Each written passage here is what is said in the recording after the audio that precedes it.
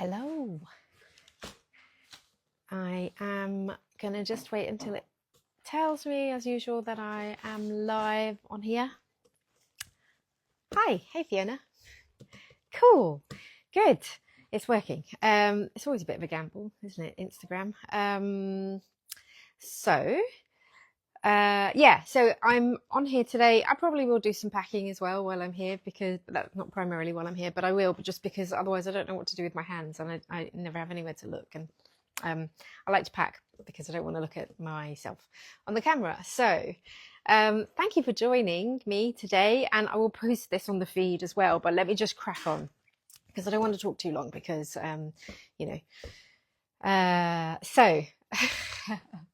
nice to see so many of you on here. This is so weird for me because I don't normally and I guess I'm a bit nervous.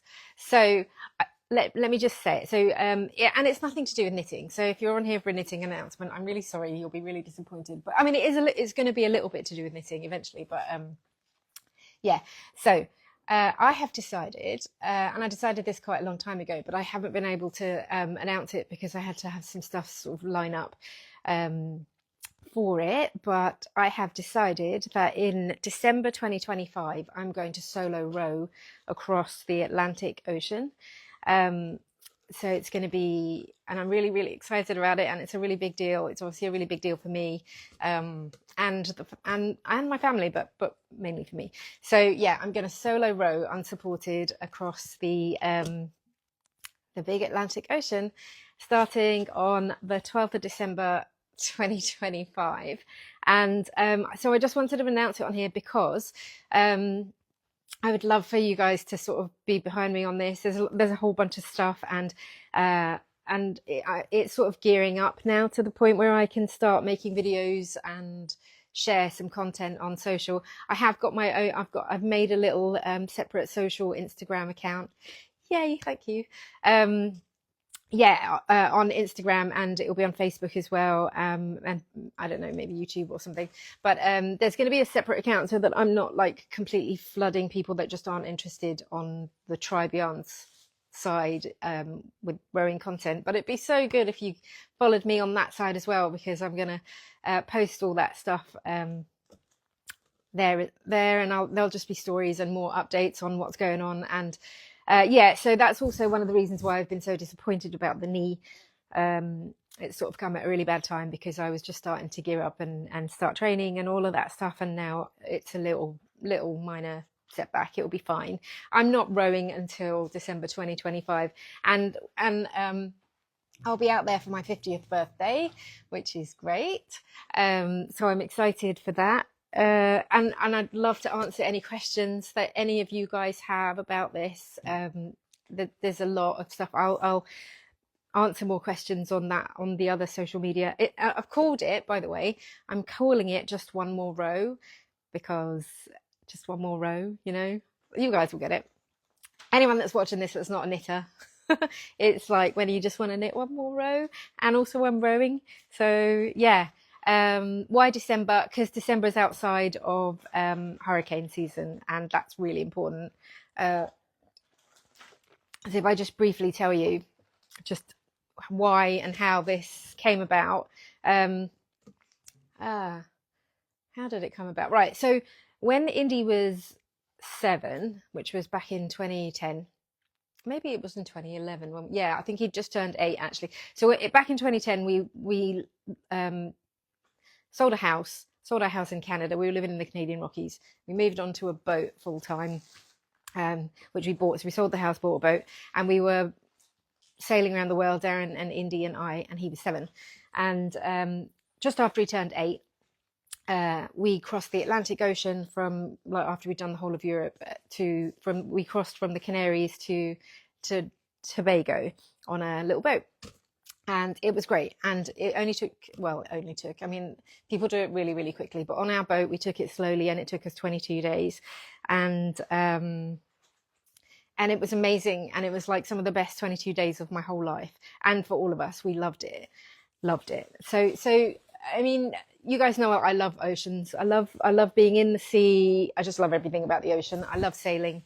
And we'd done that, and anyway we carried on and we were sailing, and it was all great, but after that finished, and for years I said, like, we talked about going to sail the Pacific, which we will do at some point, but Darren and I disagree on how we sail the Pacific. I found the Atlantic, I loved it, but it was too easy.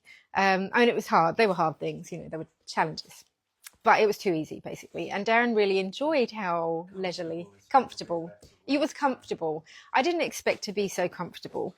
And so I wanted to then do the Pacific in a non-comfortable way, with no mod cons and, no flushing loos. And I just wanted it to be less comfortable. So, oh, thank you. I'm just sort of seeing some hearts and comments. And anyway, thank you. Thank you. So I wanted it to be more challenging. Darren wants to do the Pacific as well with me and be more comfortable. Anyway, so we've talked about this on and off. And I was aware of crossing oceans in a less comfortable way by not sailing and by rowing. But for me, that had always been something that only super people do. Super people that are like really physically capable and climb mountains, and it was not something for me. And then that was that, and I hadn't thought about that, but in the back of our heads we've always been like, we'll sail the Pacific anyway. And then last year we went to a party at a friend's house here, and I met that was the first time I'd met who's now a friend, called Henry Cheap, and he was in the process of preparing to go row across the Atlantic, and I just thought, that's phenomenal. And I got chatting to him, and then delved deeper into it and realized that actually there are some normal humans that do this. I mean, it takes a lot of training and it takes a lot of practice, and there's a lot. But I was like, well, and I mean, Henry's quite a lot younger than me, I think, probably a few years younger than me, and he's a man, but still it made it accessible for someone like me. And so I thought, I'm going to do it. I mean, duh, if Henry's going to do it, then I can totally do it. So so earlier, very, very early this year, actually, I think it was last year, I think it was last December, while Henry was still in the water, I wrote to Atlantic Campaigns, who are people called the World's Toughest Row, which is an organisation that I'm going to do this with. So I'll talk about them in a bit, but they're really cool because they help organise a lot of the training and stuff that you need, and the media campaigns and stuff. But anyway, so I contacted them and said, look, I want to do this, and I want to do it in 2025, December 2025, because in January 2026 I'm going to turn 50, and that would just be really cool. And also it gives me a little bit of time to get ready and buy the boat and all the stuff, all the courses, all the training, all the and they said no. They were like, no, we're full. Come back to us, and maybe you can do it in 5 years' time. And that's a bit of a blow, and I'm not waiting. I mean, I'm not that patient. I can't wait 5 years. And I don't know. There's no way. So I hounded them, and poor Nikki, and I just really, really hounded them. And then I bought a boat. And this was Henry was helping me with what I can do to just make it really, really happen and persuade Atlantic Campaigns. So thank you, Henry. And Leanne, who also rowed that year, I was talking to her. Anyway, so I've had some people on my side, and they agreed. And so the boat that I bought before they'd given me permission to do the row, I don't know what I'd have done if they'd have said no. But anyway, I have bought Liz Wardley's boat, Tic Tac. So anyone that knows about this row, and I'm going to post this on the other, just one more row.atlantic is what it's called on Instagram. Anyone that knows about that will know Liz Wardley, because she's a total superstar, and she crossed last year and has the fastest solo female record ever, which I'm not even aiming to get anywhere near that, but she's amazing. She's about my height. She's Australian. She's from Papua New Guinea and Australia. And anyway, so she beat the previous record by 15 days. Smashed it, and she beat the fastest ever female pair to cross that ocean as well. So her boat is great, and she knows exactly what she's doing, and she's amazing. And I followed her. She's just done the Pacific, and then she's done another part of the Pacific, because Liz is just amazing. Anyway, on the boat that's now mine, and it's called Tic Tac, and it's brilliant. So she's going to come over when she delivers the boat to me, because right now it's on its way to, I think it's somewhere near Singapore. It's in a shipping container because she just did the Pacific, and she's going to bring it here and she's going to teach me stuff. Anyway, I'm very excited about the boat. So what else do I need to tell you? There's so much I need to tell you. So what I wanted to say was I'm rowing the Atlantic next year. So the first part of this is going to be getting lots of sponsorship because it's really expensive. And so I am having a little website built right now by Lee at Remarkable Pixel, and she's amazing. She's building me a web. I tried to build it myself, but I just don't have time, and I'm not anyway. So she's building it, and then I can get that out there. And so if you guys know of any amazing corporations or anyone that wants to sponsor me, you'll have like logos on the boat, and I'll do lots of shout outs. And I've got a list of companies that I want to hit up, but yeah. So that's the first bit, and then I'm going to be raising money for a couple of amazing charities. Jane. So how long it will take, I'm going to say approximately about 70 days, give or take, for me, because I'm not a rower. I've never rowed before, actually, but I do have a rowing machine at home now, and I'm training, although I'm not training right now because I can't with my knee, but about 70 days in answer to your question. And I'll be by myself, and it will be unsupported, and I'll carry all my food with me. What was I saying? Charities, yeah. So then once I've like raised the sponsorship money to pay for the boat and all the equipment and the safety equipment and all that stuff, then I'm going to be raising money for 2 charities, and it's 2 right now. It might grow to 3, but it is definitely 2 right now. And the 2 that I've chosen, this took me a long time to decide because there's so many amazing charities that I want to support, but I really wanted to support small charities that don't get a lot of funding and don't have huge advertising budgets and that kind of thing, because they do all right. So there were some like dog charities that I totally loved, and kids and some environmental charities. But anyway, I've picked the first one was the 2 Minute HQ, who I love.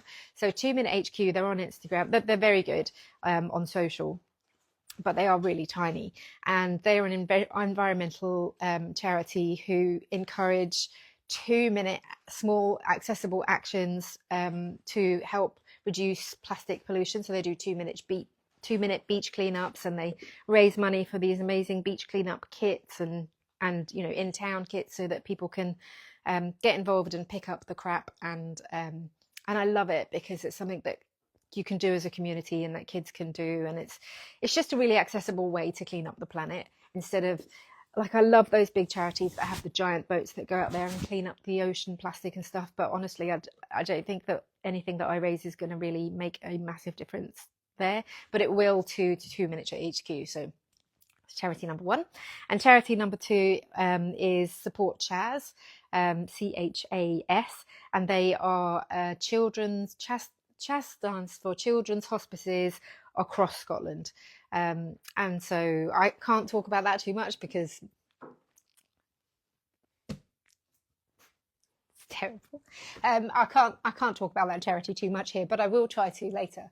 It's Children's Hospices. So yeah. So I needed a charity that was going to help to push me across the ocean when it gets really, really hard, because it will. And a cause that like just makes me keep going. So that's the one for that.